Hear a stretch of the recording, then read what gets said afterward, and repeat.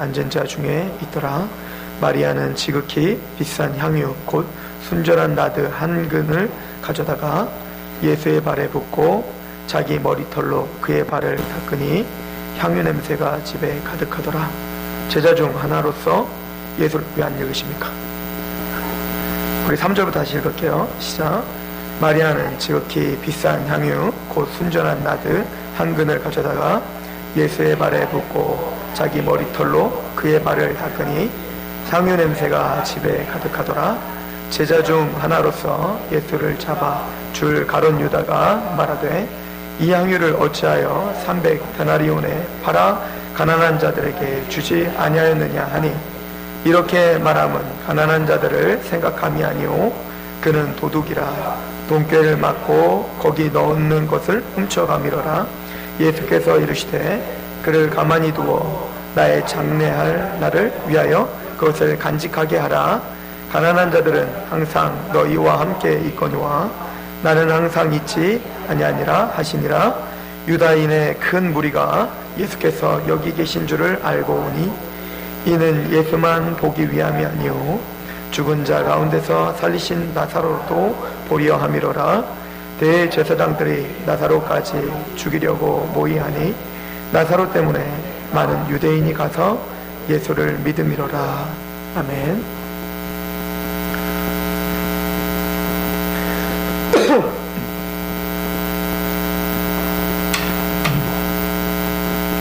오늘 말씀은 우리가 잘 알고 있는 대로 향유를 부은 여인에 대한 이야기입니다. 오늘 말씀은 마태복음, 마가복음, 누가복음, 요한복음 그 사복음서에 다 나와 있는 이야기예요. 특별히 오늘 이 이야기는 우리가 저번 주까지 살펴본 나사로의 죽었다가 살아난 이야기와 연결지어서 사실은 한 묶음의 이야기로 생각을 하셔야 됩니다. 왜냐하면 나사로가 죽었다가 살아난 이야기를 시작할 때 요한 사도는 의도적으로 이미 일어나지도 않았던 일을 먼저 선포했던 것을 기억하시죠? 11장에 보시면 11장 1절에 어떤 병자가 있으니 이는 마리아와 그 자매 마르다의 마을 베다니에 사는 나사로라. 이 마리아는 향유를 주께 붓고 머리털로 주의 발을 닦은 자요 병든 나사로는 그의 오라비더라. 그러므로 지금 마리아가 향유를 깨트려서 그 예수님의 발을 닦은 것을 먼저 이야기하고 그리고 나사로에 대한 이야기하고 그리고 이제 실제적으로 그 다시 향유를 부은 장면으로 지금 이야기를 마무리하고 있는 것을 통해서 나사로의 사건과 이 향유 부은 여인의 사건은 굉장히 긴밀한 연관을 갖고 있구나를 우리가 의도하고 그렇게 생각하시면서 오늘 말씀을 상고하셔야 됩니다. 특별히 우리가 나사로가 죽었다가 살아난 장면은 예수 그리스도의 십자가와 부활을 상징할 뿐만 아니라 그 예수님과 함께 우리가 어떻게 구원을 받고 어떻게 새 생명을 얻으며 그리고 마침내는 우리가 어떠한 모습이 될 것인지에 대해서 예수님의 사역에 대한 핵심적이고 그 복음의 정수를 설명해주고 있었어요. 특별히 오늘 본문 1절을 보시면 6월절 엿새 전에 예수께서 베다니에 이르시니 이곳은 예수께서 죽은 자 가운데서 살리신 나사로가 있는 곳이라. 거기서 예수를 위하여 잔치할세 마르다는 일을 하고 나사로는 예수와 함께 앉은 자 중에 있더라 라고 말합니다. 지금 이 장면은 특별히 마태복음에 보면 베다니의 나병 환자 시므온 집에서 있었던 것 같거든요. 아마 이 나병 환자 시므온이 이 나사로가 죽었다가 살아난 그 장면과 그 살리신 예수님을 보면서 동네 사람들을 초청해서 잔치를 베풀었던 것 같아요. 거기에 이제 뭡니까? 마르다도 오고 마리아도 오고 그리고 주인공인 나사로도 온 것이에요. 그런데 오늘 1절에 보면 1절, 2절에 보면 중요한 동사가 나오는데 죽은 자, 그렇죠? 죽은 자 가운데서 살리셨다 이 말이 있죠. 죽었습니다. 그리고 다시 살아났습니다. 그리고 2절에 보면 예수와 함께 앉았다 이런 표현이 나옵니다. 자, 이 표현은 우리가 구원에 관련된 우리의 모습을 그대로 보여주고 있는 거예요. 나사로가 죽었듯이 우리가 바로 그렇게 영적으로 죽어있던 사람들이었죠. 영원한 지옥 경보를 갈 수밖에 없었던, 그래서 바리새인과 서기관이 예수님의 표적을 봤지만 예수님을 배격했던 것처럼 사실은 우리 모두가 다 그 바리새인과 서기관들, 그 수많은 유대인들의 편에 섰던 사람이었어요. 그래서 우리 눈앞에 뭔가 기적이 보이고 또 때로는 뭔가 신기한 게 보일 때는 야, 하나님이 계시구나, 하나님 진짜 살아계시구나 라고 하는 감격 가운데 감사하고 좋아하다가, 또 하나님이 말씀을 통해서 어려운 이야기, 십자가 이야기, 십자가를 지라는 이야기들을 할 때에는 또 당장 언제 그랬냐는 듯이 금방 예수님을 버리고 도망갔던 그 모든 무리들과 또 모든 바리새인들처럼 깨닫지 못하고 항상 이 세속적인 것, 이 세상적인 것만 바라보던 우리가 그런 영적 죽음의 상태였던 사람들이었어요. 그런데 우리가 예수님께서 요한복음 3장에 있는 것처럼 예수님의 복음을 듣고 성령님의 역사로 다시 살아났죠. 그리고 또 우리가 예수님이 십자가에 죽으셨을 때 우리는 같이 죽었습니다 라고 고백한 자요, 또 예수님이 살아났을 때 예수님의 부활과 함께 내가 함께 다시 새 생명을 얻은 자입니다 라고 고백하는 사람이요, 또 지금 이 예수님과 그 죽었다가 살아난 나사로가 예수님과 함께 그 잔치상에 어떻게 하고 있는 거예요? 앉아있는 모습은 꼭 이 말씀을 한번 상고해 보면서 이 말씀을 한번 보세요. 에베소서 2장을 한번 보시면 2장 5절부터 6절까지 같이 한번 읽어보시면 오늘 이 말씀을 통해서 오늘 1절 2절을 한번 상고해 보시길 바랍니다. 에베소서 2장 5절입니다. 같이 한번 읽어볼까요? 시작. 허물로 죽은 우리를 그리스도와 함께 살리셨고 너희는 은혜로 구원을 받은 것이라. 자, 보십시오. 우리를 어떻게 말합니까? 허물로 죽은 우리를 그리스도와 함께 살리셨고, 이게 누구에게 행했던 겁니까? 바로 나사로에게 보여줬던 그 표적의 내용인 거예요. 예수님이 예수님과 함께 어떻게 한 거예요? 그를 죽었다가 살리셨다라고 하는 거죠. 무엇으로? 나사로가 뭔가 잘해서가 아니라 하나님의 은혜로 너희가 구원을 받은 것이니라. 그리고는 그 다음 구절을 한번 읽어보십시오. 6절 시작.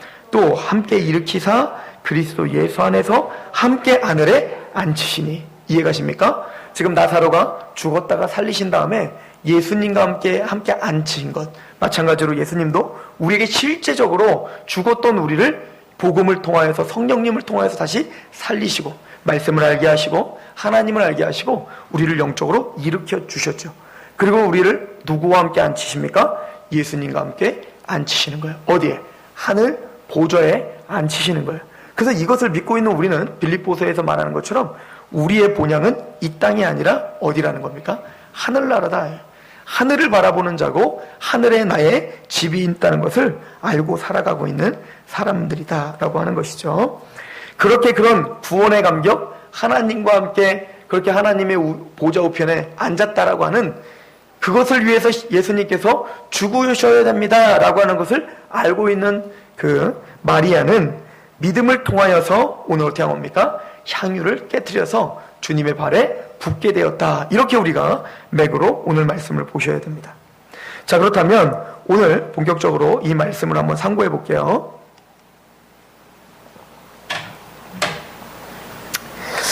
오늘 말씀에 보면 3절에 보십시오. 마리아는 지극히 비싼 향유 곧 순전한 나드 한 근을 가져다가 예수의 발에 붓고 자기 머리털로 그의 발을 닦으니 향유 냄새가 집에 가득하더라 라고 이야기를 합니다.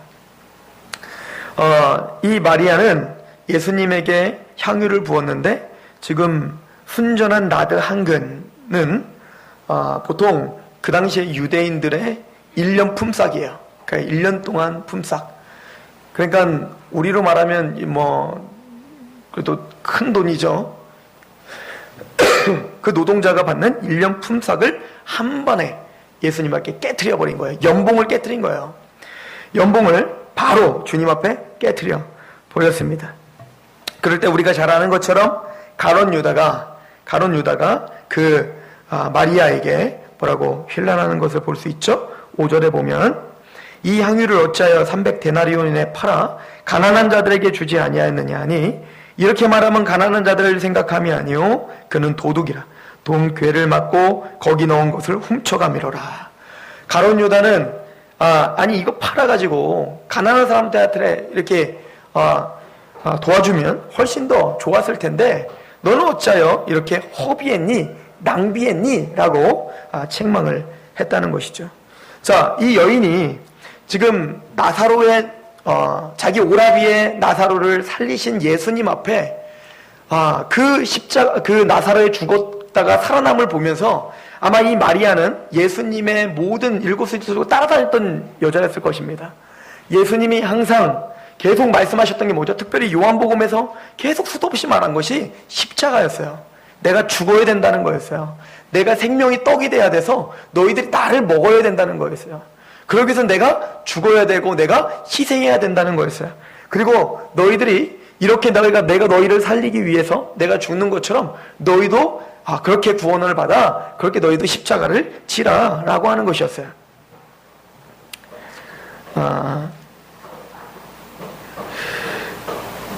사무엘하 9장에 보면 여러분들이 잘 아는 장면이 나와요. 무미보셋이라고 하는 사람이 나오고 다윗이 나옵니다.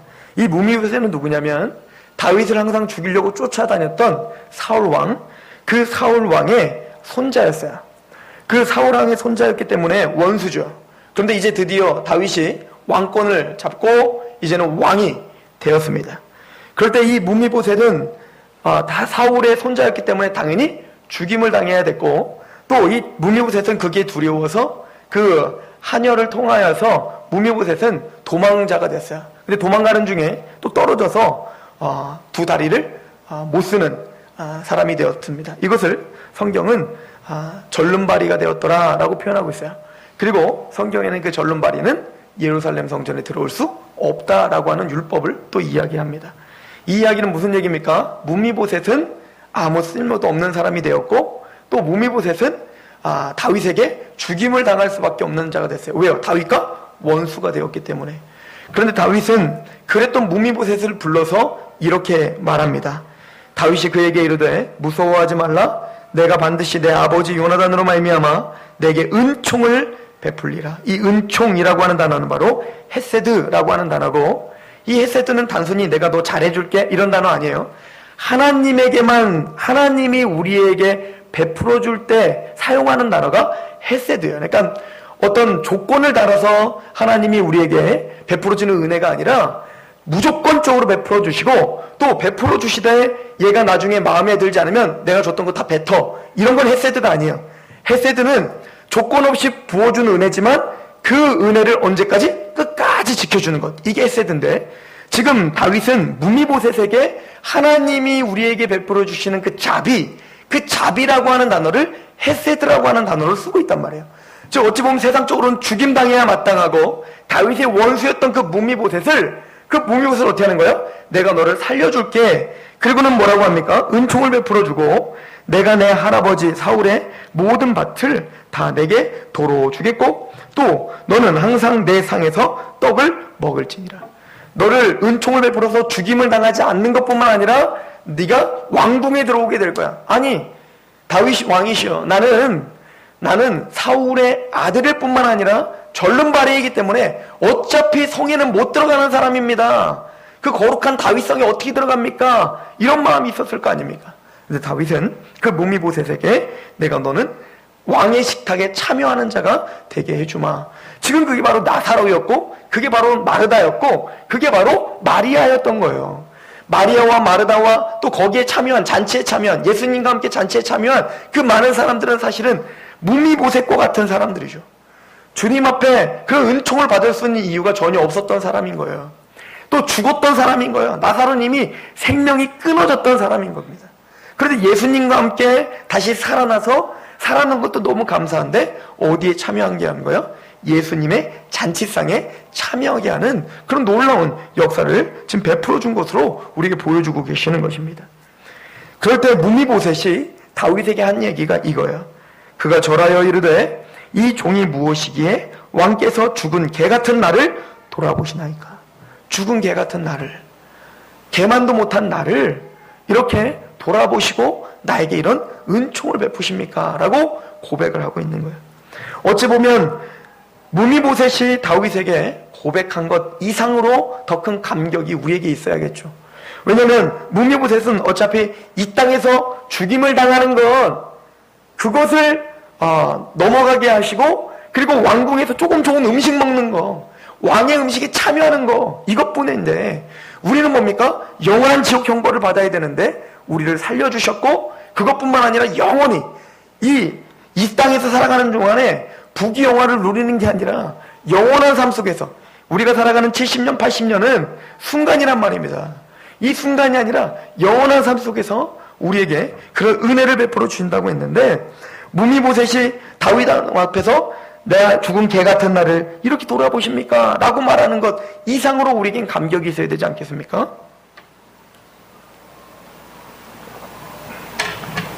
그 감격을 갖고 오늘 마리아는 향유를 깨트린 거예요. 가장 값진 것을 내어 드리는 거예요. 가장 좋은 것을 하나님 앞에 드리는 것입니다. 이것을 어찌 보면 우리의 예배로 비유할 수 있겠죠. 하나님 앞에 시간이 남는 중에 하나 쪼개서 하나님께 드리는 게 아니에요. 하나님 앞에 다 쓰다가 남는 돈을 하나님께 드리는 게 아니에요. 하나님 앞에 다 쓰다가 남은 그 어떤 육체의 건강함, 내 거 할 거 다 하고 내 할 일 다 한 다음에 하나님께 드리는 게 아니에요. 지금 이 여인의 그 향유 옥합을 깨트리는 그 마음, 그 헌신, 그 허비는 하나님 앞에 가장 좋은 것을 드리기로 결정한 그런 마음인 거예요. 주님께서 복음이 전파되는 곳에 이 여인이 행한 일도 같이 전하라고 하는 이야기는 뭐냐면, 복음은 바로 이렇게 사람을 변화시킨다는 거예요. 복음은 가장 값비싼 향유를 깨트린다는 거예요. 예배를 충실하게 드리고 그 예배 가운데 가장 귀한 것으로 하나님께 드릴 줄 아는 거룩한 하나님의 사람이 된다는 거예요. 저와 여러분들이 복음을 전해드렸습니다. 그렇다면 이 여인의 태도와 이 여인의 마음도 같이 받아들여야 되는 거예요. 내가 바로 그런 사람입니다라고 고백하는 사람이 되셔야 된다라고 성경은 이야기하고 있는 것입니다. 또한 이 여인은 향유를 깨트릴 때에 이 허비는 단순히 외형적인 허비가 아니었어요. 이 여인은, 마리아는 특별히 예수님의 십자가를 정확하게 이해하고 있었던 것 같아요. 예수님의 가르침과 그 가르침을 통해서는 명확하게 이해를 못했어요. 왜냐하면 나사로가 살을 것이다 라고 할 때 마르다 마리아는 별로 그걸 믿지 못했어요. 그런데 예수님께서 그런 죽었던 나사로를 살리시는 걸 보면서 바로 예수님의 말씀, 십자가, 그 죽음, 그것이 무엇인지를 정확하게 이해를 했던 것 같습니다. 그래서 이 여인은 향유를 깨트림으로 말미암아 예수님이 다니셨던 그 십자가를 함께 지고 예수님과 함께 동참하고 있는 모습을 우리에게 보여주고 있는 것입니다. 그렇겠죠. 이거는 지금 마리아가 향유를 깨트린 것 자체가 십자가예요. 이 여인에게는 십자가라니까요. 이 여인의 전 재산이었고, 이 여인의 시집갈 준비였고, 이 여인의 어떻게 보면 소망이었고 희망이었단 말입니다. 우리가 말하는 비전이었단 말이에요. 우리가 말하고 있는 어찌 보면 부동산이었고, 우리가 말하고 있는 이것이 없으면 나에게는 아무것도 아닙니다라고 하는 그것을 주님 앞에 내려놓은 십자가였단 말입니다. 그 여인은 그 십자가를 주님을 위해서 달게 졌던 거예요. 모세가 바로 그 모든 부귀영화를 내려놓고 예수님과 함께, 그리스도와 함께 고난받는 것, 그리스도의 자녀들과 함께 고난받는 것이 더 큰 복인 걸 알아. 그 여인도 바로 그러한 태도로 십자가를 정확하게 이해하고, 이 내가 십자가를 지고 허비하고 주님 앞에 희생하며 살 때 하나님이 영광을 받으시는구나, 이것을 알아 그 마음을 다하여 같이 허비의 삶으로 나아갔던 것입니다. 그런데 반대로 유다를 한번 보십시오. 유다는 예수님을 3년이나 따라다녔어요. 예수님을 3년이나 따라다녔는데 유다가 겉으로는 치장을 합니다. 뭐라고 치장하냐면, 그거 갖고 좋은 일에 쓰면 되잖아. 그거 갖고 불우한 이웃을 도우면 되잖아. 가난한 사람에게 나눠주면 훨씬 더 많이 나눠줄 수 있잖아 라고 자기의 어떤 마음을 감추는 외형은 있었으나 그 마음은 뭐라는 거예요? 돈을 사랑했다는 거예요. 세상을 사랑했고 물질을 사랑했다는 거예요.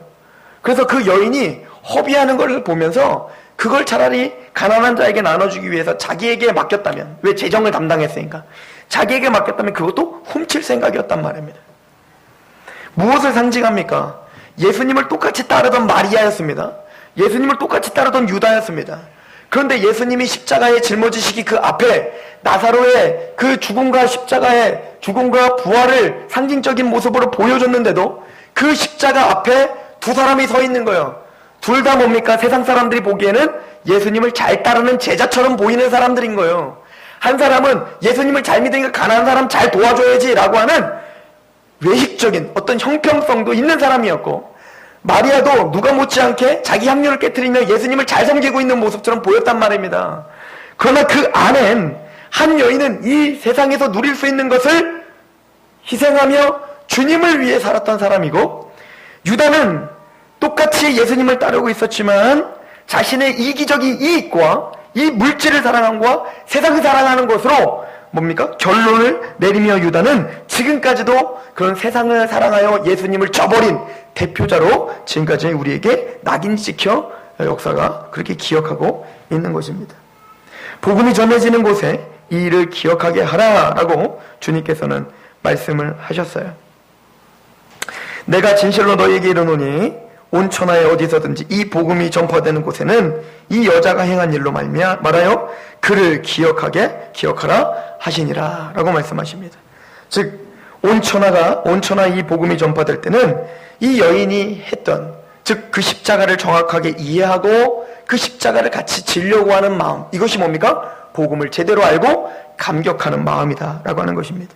반대로 그 십자가, 예수님을 따라다니는 것은 너무 재밌는데 신나는데 너무 좋은데 예수님이 십자가의 이야기를 할 때는 언제든지 버릴 준비를 하고 있는, 세상을 좋아하고 있는 유다.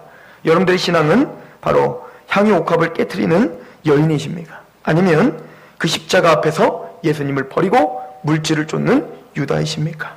여러분들이 스스로 그 신앙을 점검하시고 하나님 앞에 나의 신앙을 점검하시며 기도하며 말씀으로 여러분들의 신앙을 다시 한번 확고하게 확증하시길 소망합니다. 기도하겠습니다. 아버지 하나님, 너무나 감사합니다. 우리가 주님의 사람입니다. 하나님의 백성입니다. 주 하나님의 뜻 가운데 그렇게 살아가고자 하는 사람들입니다. 예배를 사모하게 하시옵소서. 주님 앞에 가장 귀한 시간을 내어드리게 하시옵소서. 주 하나님 앞에 우선순위로 하나님을 찬양하며 우선순위로 하나님을 생각할 수 있는 거룩함을 우리에게 허락하여 주시옵소서. 향유를 부은 그 여인처럼 우리가 그 구원의 감격을 갖고 그렇게 하루를 살아가게 하시옵소서. 그렇게 역사하실 하나님을 기대하며 예수 그리스도의 이름으로 감사하며 기도하옵나이다.